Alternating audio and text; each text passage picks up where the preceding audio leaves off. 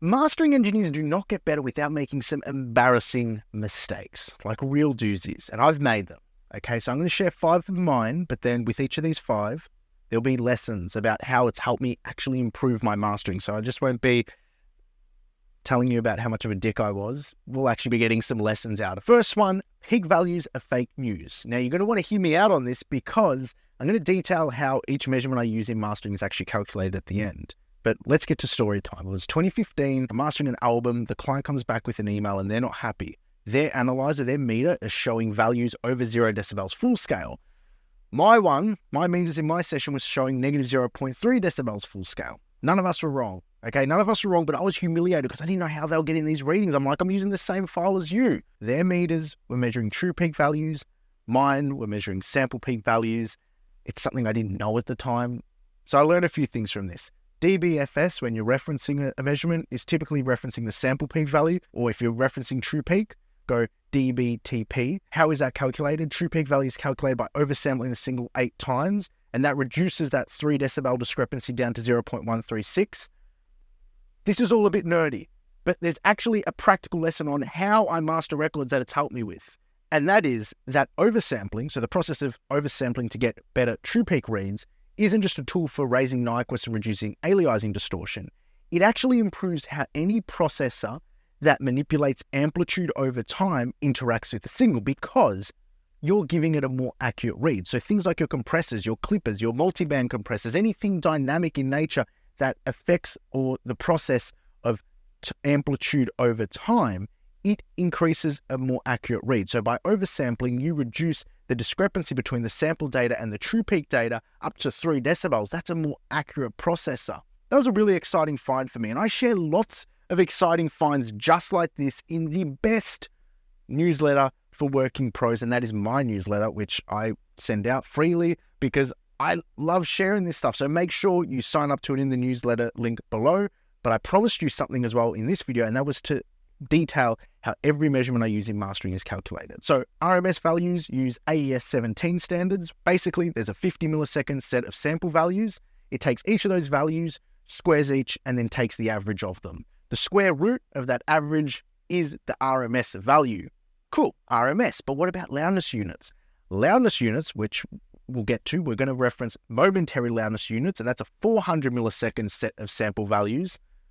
The RMS is taken after it's been K-filtered. So what is a K-filter? Let me just scoot over here. This is a K-filter here. The first stage is a second order high-pass filter at 100 Hertz. And the second stage here is a 4 decibel boost at 1.5 kilohertz. And that is also a second order high-pass. Then you get the RMS value of that 400 millisecond time. That is momentary loudness. Then you've got short-term loudness unit. Now, short-term loudness unit is taken across a 3-second time window. But what it does is, when it's taking the momentary loudness units for 400 milliseconds, it's overlapping them by 75%. So every 100 milliseconds, a new momentary loudness unit is being created. I'm not sure if that hand action works, but basically that's being created. Then the average of those 400 millisecond chunks that are being taken every 100 milliseconds is averaged out to give you the short-term loudness unit. Okay, so the loudest 3 seconds of a track is the maximum short-term loudness. That's taken in a 3-second interval. Then finally, the big hurrah, long-term integrated loudness. Now that is the same as short-term integrated loudness, but instead of over 3 seconds, it is over the entire playback of the piece. But it also disregards values that are negative 10 lufs below or 10 lufs below the current reading or negative 70 lufs and below. So it dispels outliers or indiscrepancies within the measurements across time. Embarrassing mistake number 2, I thought EQs worked like the graphic EQ from old 80s hi-fi systems. I didn't actually know how the electronic circuits worked, but I thought it was simple as frequency select. So you pick the frequency and then it takes that frequency and gains it up. Almost like a filter or search function inside Excel, increasing the value of a certain column.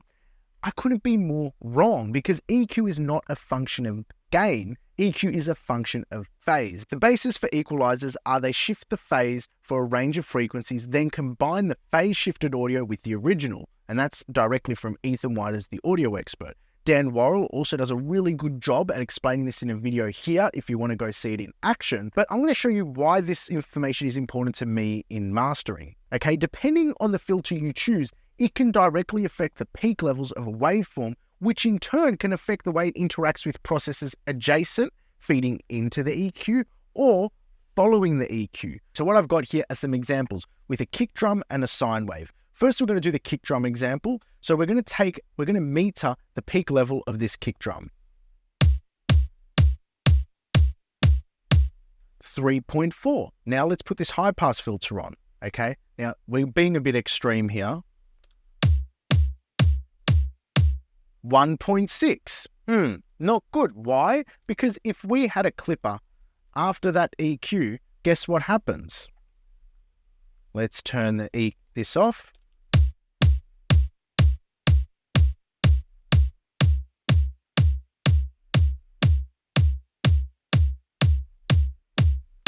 It's actually causing us to clip the signal that we otherwise wouldn't have been clipping because the peak has been increased. More importantly, and this is something Ian Stewart brought up with me, and I finally did a test to do him justice, is that clipping into something that's rotating phase is just as bad. So what we've got here is we've got a 50 hertz sine wave going into a clipper, all right? And I've got this oscilloscope here, which is going to help us read what's going on. Okay, so there we've got our clip signal. What happens when we add Pro Q3 to the equation? This is not good. So I'm going to turn this on and look at what happens to this clip portion of the signal. Ooh, it moves to the side. So we tried to buy ourselves headroom, and then if we filter differently, look at that. That clip portion doesn't become the new peak. It's actually generates new peaks, and the clipped part is on the side of the waveform, which is not desirable. So what's the best thing to do in this circumstance? It is to understand how phase rotation works and what it does to the waveform. So in a perfect world, what you'd be doing is you'd be doing any aggressive EQing before your clipper or before you set up any clippers, and then you'd set up your clipper. If you're going to do aggressive filtering, don't do it after a clipper because you're going to move and shift.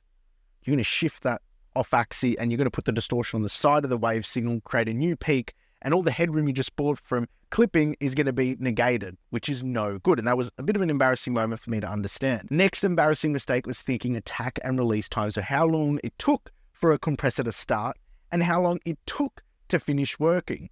So it's like the threshold would hit and then it would wait, and then it would compress because that was the attack time. But I was wrong, and you'd probably know that is wrong. So then next I learned compression times are how long it takes for the compressor to reach maximum gain reduction and then release back to unity, almost like a gradient or velocity to reach that point. And you guessed it, or maybe you didn't guess it. Maybe you thought I was telling you the truth. That is what it actually does. We're still wrong because there's another part of the equation we need to learn. And it's just embarrassing because you think you're doing something right, dialing in these attack and release times, and you're actually not. It's not until I started learning about the internals of compressors that I learned about time constants and how the attack and release times are related to the charge and discharge times of capacitors. Even in digital circuits, they're logarithmic. They're not linear in their progression or velocity. So we're going to also grant that all circuits can change the reflection of these values, but ultimately, charge and discharge times followed logarithms to the base value of 2.718. A discharge time is 1 over E, which is 0.368%, and a charge or one cycle of a time constant is 1 minus 1 over E, or 0.632. Now, I've plotted this directly on a standard compressor here. Okay, so check this screenshot. And the attack time is 100 milliseconds. The release time is 100 milliseconds. So what's going on here? It starts its compression there, and actually we might make this a little bit more. 0.5. Okay, we look at this. At 100 milliseconds, it's still compressing down. It hasn't reached maximum gain reduction yet because as the logarithm, it reaches 0.635 or whatever that number was. It reaches 60% of its gain reduction in that first time constant, in that first 100 milliseconds, and then it slowly evens out. So it actually takes about 4 to 5 times that 100 milliseconds to reach maximum gain reduction. It takes about 500 milliseconds all up So 100 milliseconds attack isn't 100 milliseconds to reach maximum gain reduction. That's just the time constant. And then that time constant follows a logarithm that then has to go through the motions before it reaches that full gain reduction. And the same goes for the release here. I've got a 100 millisecond release. Again, that's 500. It takes much longer than 100 milliseconds. It almost takes the whole 500 milliseconds back, but it's just done in reverse. This was mind-blowing for me because it's like I'm thinking 100 milliseconds, but it's not. And then I remember when I was mixing, I'd use BPM calculators for milliseconds, and that's not necessarily true or accurate to what it's doing when you're trying to get a pumping effect. It was embarrassing to me, I guess, but learning this is really important because the better you know your tools, the better you can utilize them. So that's a fun bit of information that people are going to enjoy. The next one was probably because I spent too long on Gearspace forums trying to find the answers, but I tricked myself into believing that I could hear different types of dither. Okay? Just don't spend early on in your career in the weeds with audio files. Dither is actually pretty simple. And ultimately, I've come to the conclusion you just should use dither on all masters you export because it won't damage your audio, okay? Let me explain what I've learned about dither. Dither is the process of adding a very soft noise to minimize truncation distortion. Truncation distortion happens when reducing the bit depth of an audio file. To truncate bit depth, values are rounded down to the nearest integer. It isn't a big issue with most of the signal because rounding a value from 200.9 down to 200 is only a read error of 0.45%. So where are these integer values derived from? These integer values are dictated by the bit depth, and the bit depth provide the range of numbers to store digitized data samples, 2 to the power of bit depth. The larger the numeric range, the greater the distance and resolution between the peak and the noise floor. 8-bit has 256 available numbers, ranging from -127 to 128, with a noise floor of 48 decibels full scale. 16-bit has 65,536 available numbers, ranging from -32,786 through to 32,767 with a noise floor of -96 decibels full scale, and 24-bit has 16.7 million numbers ranging from -8.38 million to +3.838 million with a noise floor of -144 decibels full scale. Now, 32-bit float, the range is so large, I'm not going to even go there, but for all intents and purposes, when you're moving between these bit depths, especially those bigger numbers, those larger integers, they replicate exactly identical. However, it's not at the extremes, the big numbers, that it matters. It matters on the lowest bits of information. Because let's say you truncate a value from 1.9 down to 1, so that very soft noise, it will replicate an error of 90% in difference. And this results in an audible effect on the softest passages or tails in the sustain of reverbs or anything that's sort of lingering out very soft in the background, especially reverbs and tails at the end of a song. So with that, I always dither, because all dither is doing is adding noise to the lowest bit of information, okay? So that very lowest bit is getting noise, which is right in the noise floor anyway. You're not going to hear it, but it just stops it from making truncation distortion where you've got 90% read errors and then you get this crunchy sort of at the tail of a reverb, which you don't want. Embarrassing mistake number 5 comes as well from my audiophile snobbery. I never used digital clipping when I was starting out because I thought it was inferior to my AD converters.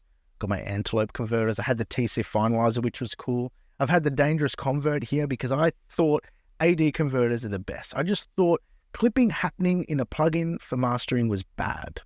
If you clip on a plugin, it was bad. I didn't understand the arithmetic behind digital clippers and how they function and how they operate. I was just ignorant. I just thought clipping digital, because it's happening on a computer, it's digital, it's bad, has to happen outside of the computer. That's not really how clipping functions fundamentally. That's just a stupid...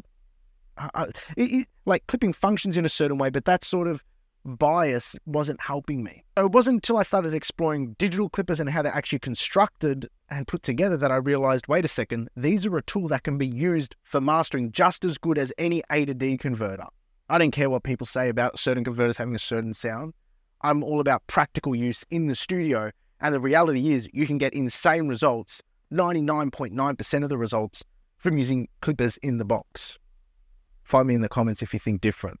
And the reality is clipping is just another tool, just like anything else. Compressors, EQs, limiters, whatever you have available. And we're in an era now in 2024 where all of our tools are analog, digital, agnostic. You don't need to be all analog. You don't need to be all digital. You can get good results using either. And I've proven that. I'm doing a lot of stuff analog and a lot of stuff digital, and my clients can't tell the difference between either. Sometimes I don't even tell the difference because I just pick what I feel for the day. Sometimes I'm just like, yep, this track has a little bit too much bass. I'm going to push it through the manly variant because I like the way that gels the low end. And sometimes I'm like, no, stuff it. I'm going to go detailed and surgical on an EQ in the box because that's what I'm feeling and I can get the results I need for the project. So yeah, those are my embarrassing mistakes. I hope you enjoyed it, and you can subscribe to the channel, but more importantly is the newsletter. That's where all the shit's going down. So check it out, and until next time, take care.